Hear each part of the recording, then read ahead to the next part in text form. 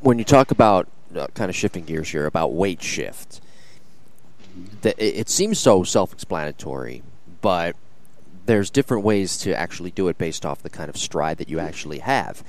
I mean, Daniel Murphy has a no stride at this point in his career, and he still has a pretty decent weight shift when you watch him from the open side. So what's the definition of weight shift to you?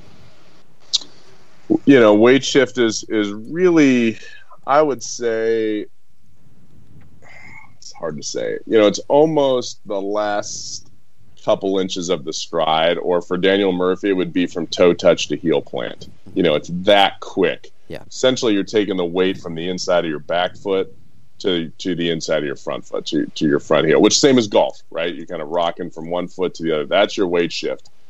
We picked up, I told you it was a big week at the lab, and it was. We had a kid that picked up, he was 14 years old, he was at 78 with his exit velocity, and this is no joke, like 2 minutes later, he was at 83. Oh, wow. Just by adjusting his stride. He was a late, fast strider, so he'd wait till the ball was right on top of him, take a little bit of a step.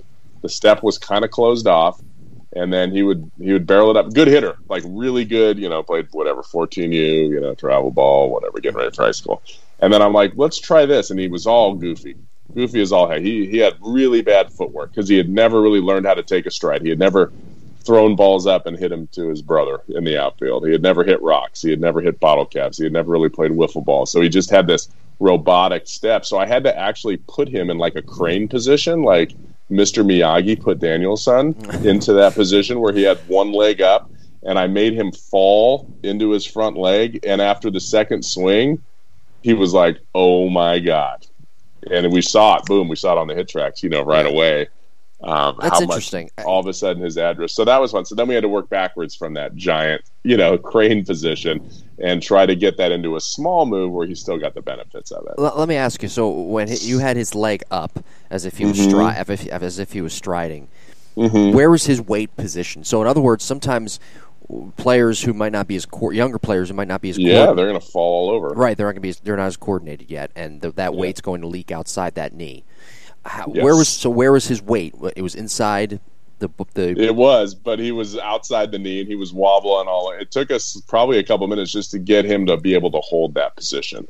Right, he didn't have any stability there. So yes, so you got to sit into your right glute a little bit. You got to kind of sit down so your glute stabilizes. It's almost like a pitcher holding a stretch position. Okay, not a stretch position, but if they were in the stretch and they lifted their leg up. Yeah. They would have to hold it. So, yes, we're trying to keep that foot totally flat.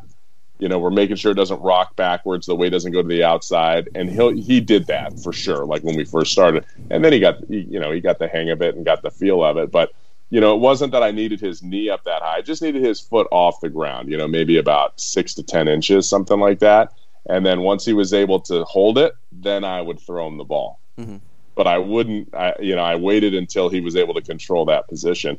And then from there, we worked on, okay, let's kind of take a little bit of a stride. You don't have to lift it up that high, but now let's feel that same glide. Let's feel your front foot sit into the ground, right? And then, of course, there's processes to this. Then he started to do it, and his head would go forward too much. I'm like, I didn't say bring your head forward, right? Just your foot. Oh, okay. So just like this, like that. And then all of a sudden, we were able to do it. But it took us a couple hours to get it done. But he saw the instant results in, hey, here's what a weight shift will give you.